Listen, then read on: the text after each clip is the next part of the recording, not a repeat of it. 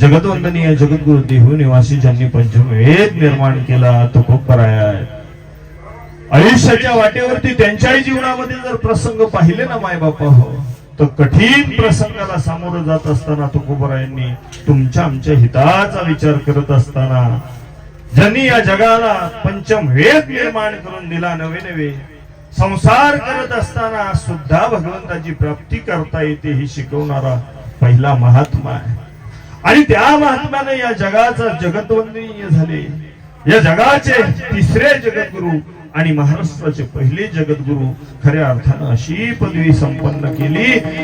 लोकमान्य, देवमान्य, संत मान्य संत जर कोणी असतील तर ते जगद्गुरु तुकोबराय. तुकोबराय म्हणतात की तुम्ही आम्ही काय करतोय, तुम्ही आम्ही भक्ती करत असताना काय केलं असेल नसेल त्याचा ठाव मला नाही, परंतु बाबाजी चैतन्य नावाचा महात्मा माझ्या जीवनात आला आणि त्या बाबाजी चैतन्यांच्या आणि सानिध्यात आल्यानंतर त्यांनी दिलेलं नाम बाबाजी आपुले सांगितले नाम मंत्र दिला रामकृष्ण